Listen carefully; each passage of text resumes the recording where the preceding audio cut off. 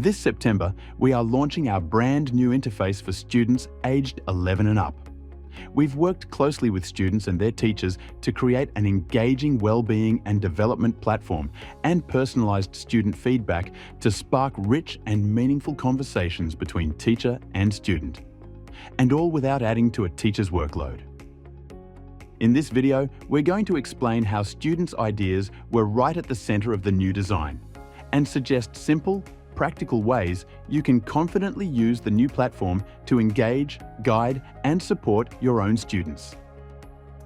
Let's get started. We started by sitting down with groups of students ages 11 to 18 for an honest discussion about their experience with the assessment. Here's what they told us. Firstly, they wanted to know more about why they take the assessment.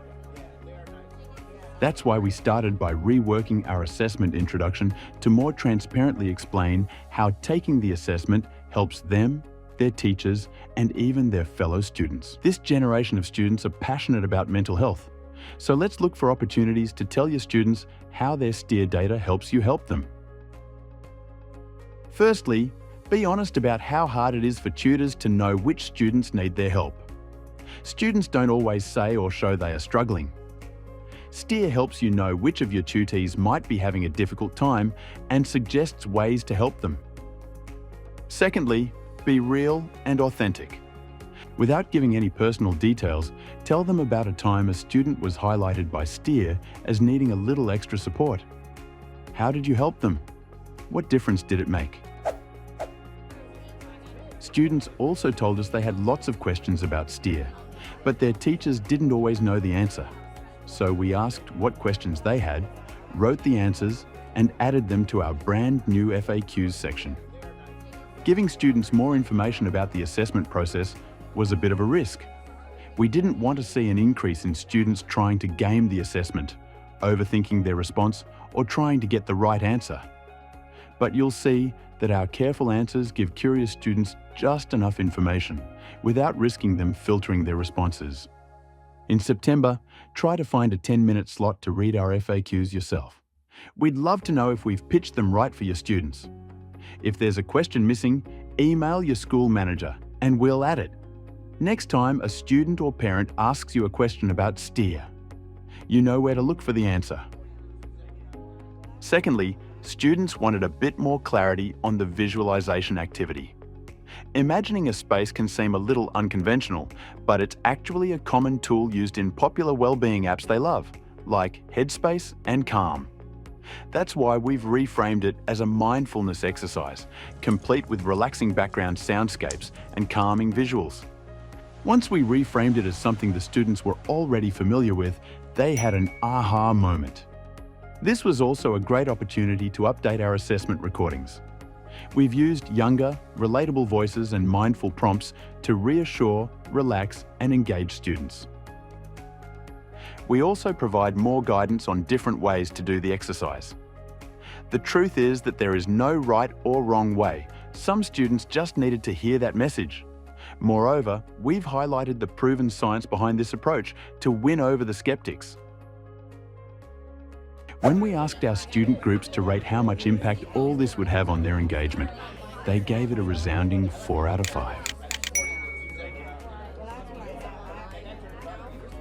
Thirdly, students wanted to get something tangible from the assessment. Up to now, it's sometimes felt a little one-sided. Teachers get a great wellbeing dashboard, rich action plans, whole school analytics. I could go on. And the students get what feels like another task every term. Well, that's about to change with our revolutionary new student feedback emails. After completing their assessment, students will now receive a beautifully illustrated, age-appropriate personal development email. Each term will focus on a different question and pick out some potential strengths and weaknesses for their learning, social life, and mental health, based on their response.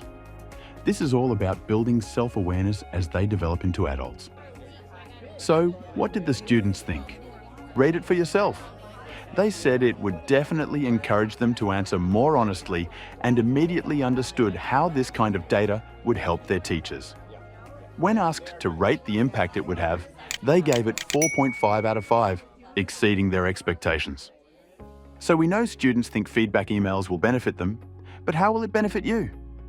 As a busy teacher with a heavy workload, you'll know that each term, each of your students will receive personal development feedback, without you having to do anything at all. Imagine how this feedback might spark conversations in and out of school. Perhaps you'll see students opening up a conversation with you, each other, or their parents. These are just the sort of conversations that strengthen the bonds that build thriving school communities. And with students looking forward to reading their feedback, you're likely to hear fewer groans before the assessment and see fewer students highlighted for manipulation. Your students will also see their data vault increasing after every assessment, reminding them that they are building an asset that they can see in Year 11 when they complete the Take the Wheel activity. Of course, anything new is going to need a little reassurance and guidance. Let's explore some of the things that might be on your mind.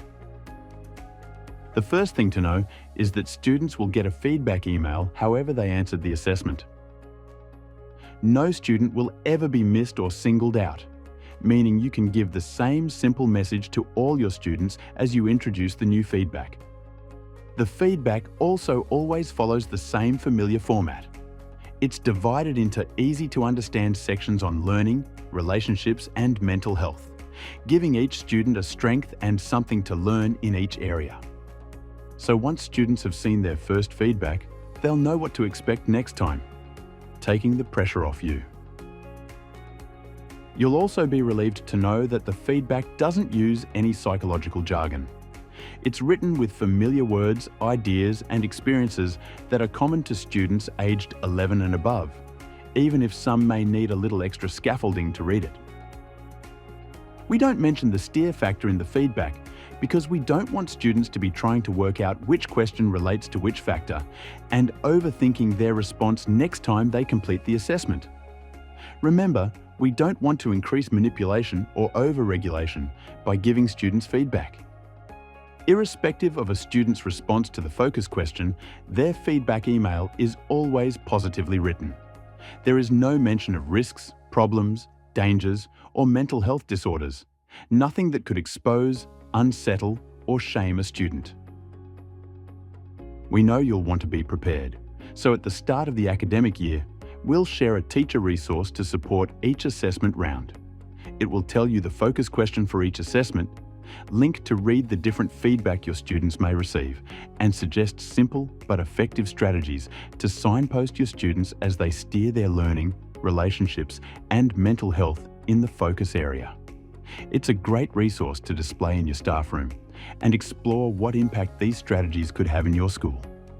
You'll have lots of time to prepare for the conversations you might start with students, the heads up you may give parents, or the messaging you might share in assemblies.